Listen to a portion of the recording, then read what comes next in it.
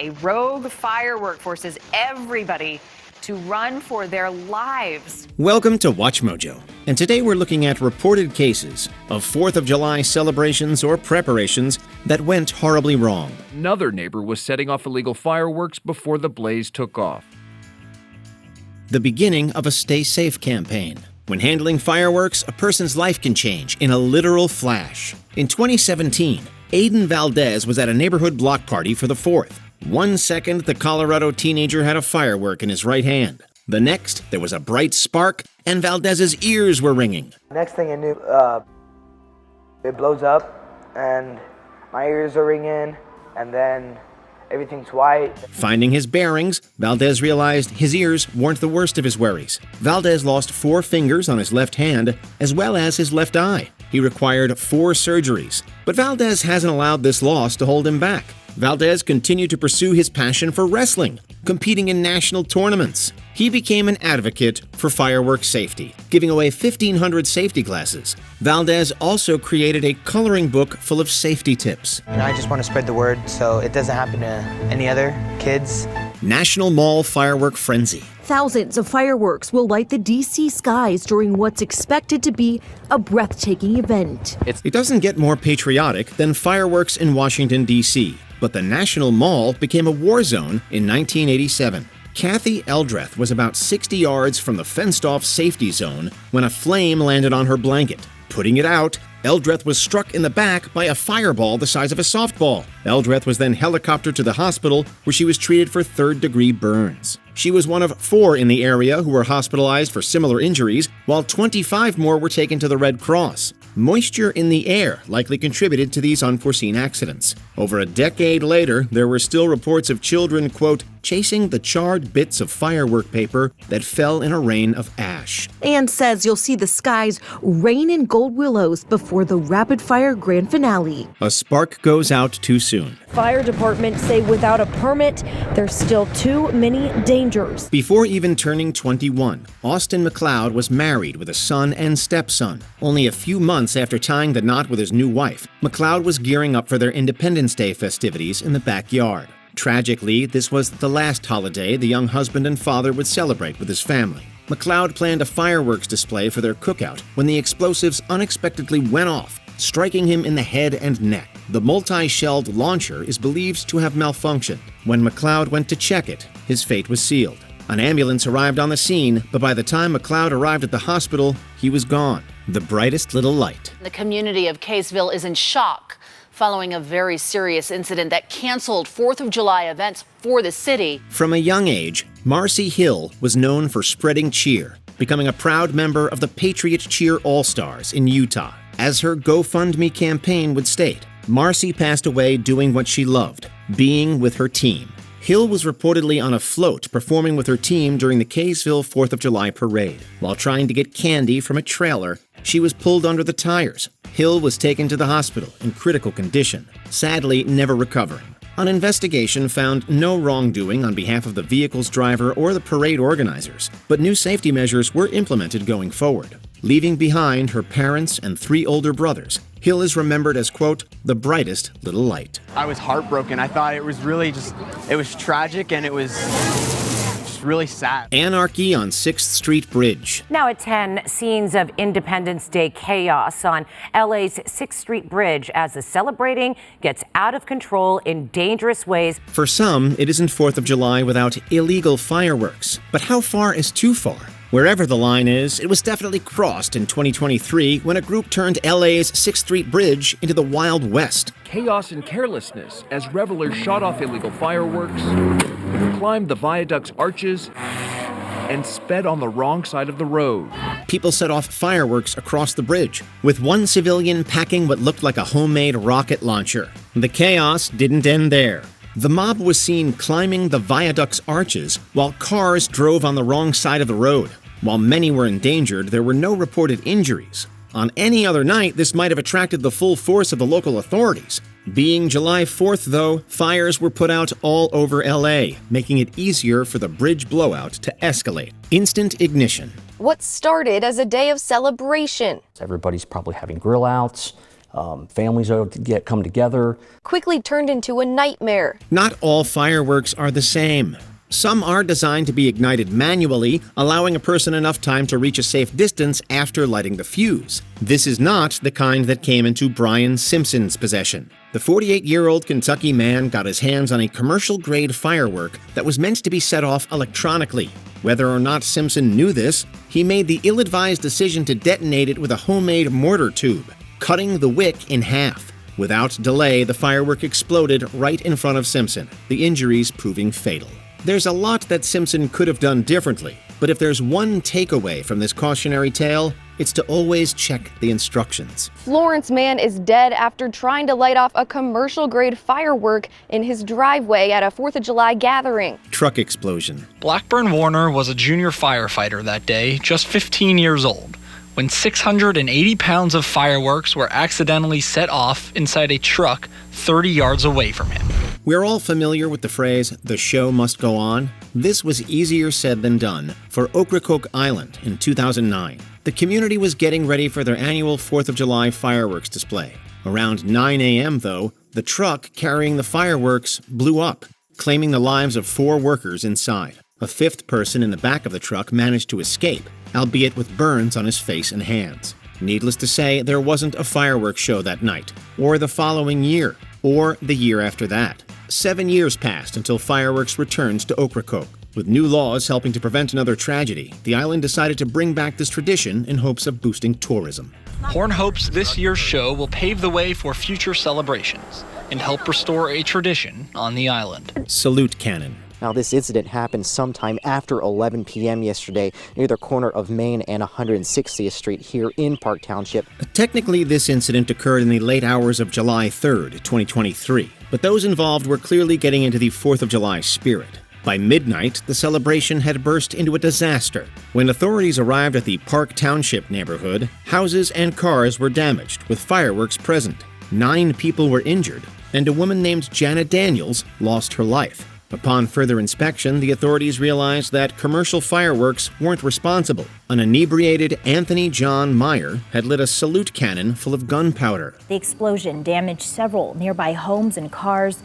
The cause is still under investigation. Although his homemade device was only supposed to make a loud boom, it ultimately exploded, sending metal pieces flying.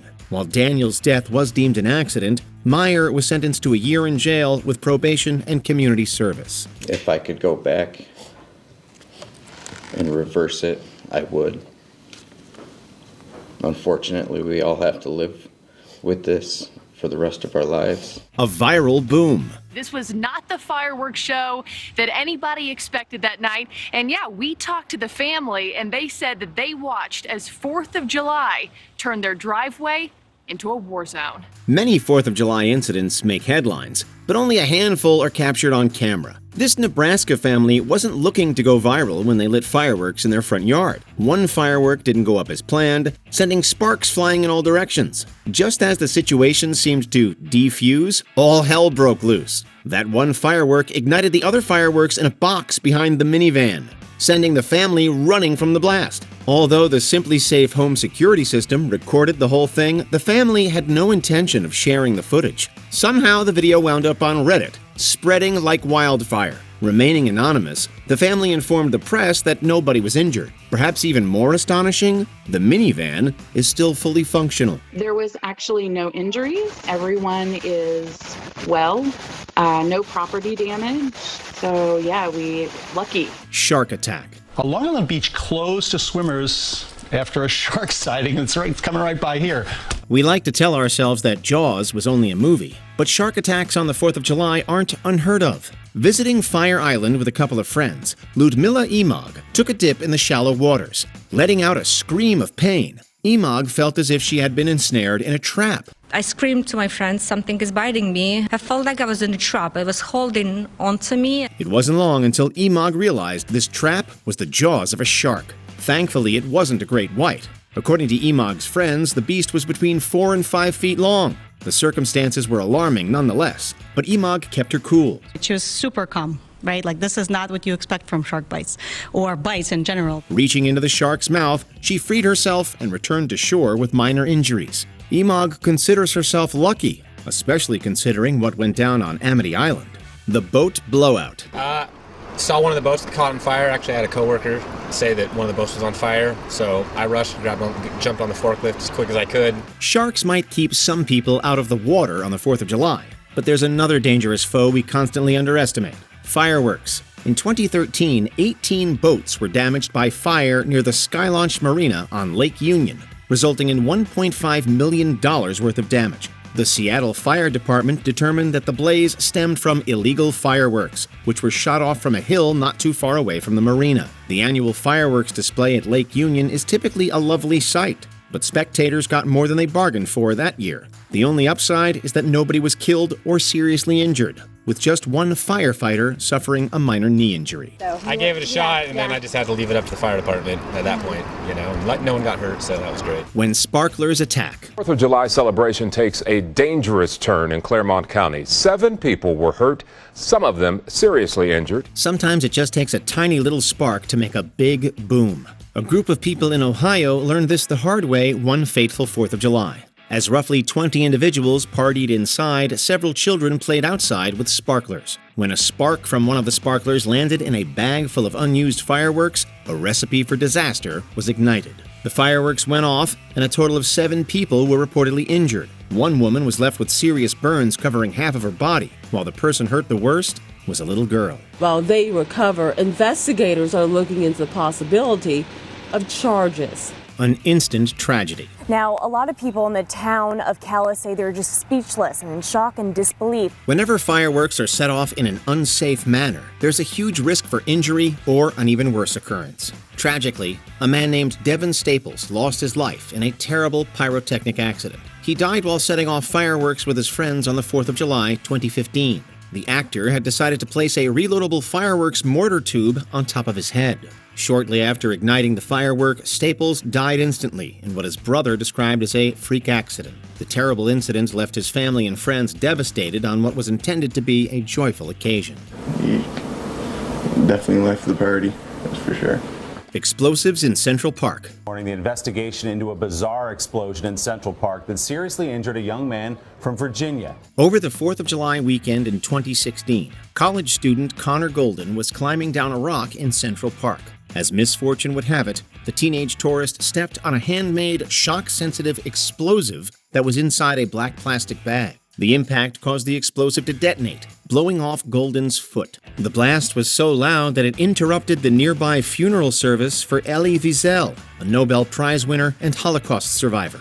Golden's left leg was subsequently amputated, although he would walk again with the use of a prosthetic leg paid for partially via Kickstarter. The moral of the story? Always watch your step and never leave explosives lying around. This was an explosive device that was placed or put in this area with a specific intent to harm any individual. Tragedy on the water. It's a tragedy for us to see something like this happen. This is probably the worst accident that I've seen in my 11-year... The fireworks fiasco in Seattle might have ruined boats, but property damage is inconsequential compared to the loss of a human life. After a Miami fireworks show wrapped up, tragedy struck the Dinner Key Marina, where 3 boats collided in a catastrophic crash. 22 individuals were involved in the crash, which ultimately claimed the lives of Andy Garcia, Kelsey Karpiak, Victoria Dempsey, and Jason Soleimani. In addition to those 4 fatalities, 7 were left injured.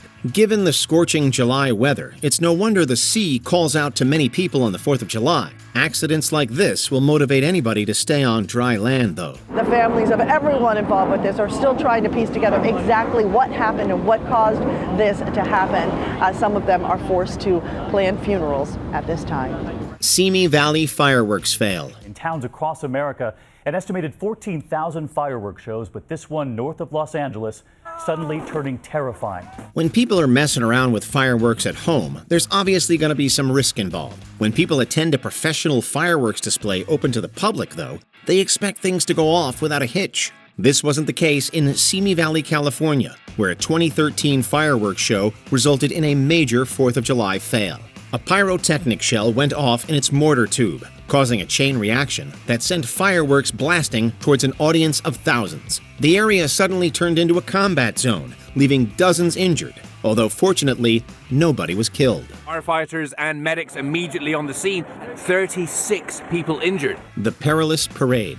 Like fireworks shows, parades are an Independence Day tradition for numerous families. In 2013, however, the Liberty Fest 4th of July parade ended tragically for one family. On a busy street in Edmond, Oklahoma, Quentin Hooper drove a float with several karate students on board. Among the students was Hooper's young son, Aiden, who fell off the flatbed trailer and was accidentally run over by the float. Coach says between the injured player, his panicked teammates, and the people in the crowd, it was pandemonium as he waited for the ambulance. A nurse and a police officer performed CPR on Aiden, but he was unfortunately pronounced dead upon arriving at the hospital. Following the unspeakable nightmare, Quentin and his wife Susanna have strived to keep their son's memory alive through the Aiden Hooper Legacy Fund. The coach adds the boy's family wants people to know they don't blame anyone for what happened. Long Island car crash. Tonight, as survivors of the crash recover, police are trying to figure out how this happened. While the water isn't always the safest place to be on the 4th of July, the roads aren't much better. Speeding down a slippery street in Long Island, Gustave Geyer swerved his 1990 Chevy pickup truck into another lane. The truck crashed into a 2014 Nissan Altima with 4 adults and a baby boy inside. In a no passing zone at what's described as a high rate of speed above the speed limit. Thus ensued a fatal collision that not only claimed Geyer's life, but also killed 3 of the Altima's passengers. The baby, who had a few minor injuries, and his mother, who was left with life-threatening burns, were the only survivors. According to reports, Geyer had a blood alcohol level twice the legal limit. Before we continue, be sure to subscribe to our channel and ring the bell to get notified about our latest videos. You have the option to be notified for occasional videos or all of them. If you're on your phone, make sure you go into settings and switch on your notifications. Jesse William Burley. Police identified the victim as Jesse William Burley. This accident is so brutal and bizarre that it sounds like something out of a Coen Brothers movie, especially seeing how it took place in Fargo, North Dakota. According to eyewitnesses, 41-year-old Jesse William Burley walked into the middle of the street to set off a 4th of July firework. He lit it up, a puff of smoke appeared, and then boom! Resident Chris Hansen immediately rushed to his neighbor's aid only to find that Burley had been beheaded. Hansen later stated that the fireworks came with a warning that read, "If found, please report to the U.S. government." Authorities are not sure if the firework was bought in a store or homemade, but they think it was some type of mortar style of firework. If you have any 4th of July safety tips, please share them in the comments. This is where many spectators were sitting. Some suffered burns, others were hit by projectiles like this. Did you enjoy this video? Check out these other clips from WatchMojo, and be sure to subscribe and ring the bell to be notified about our latest videos.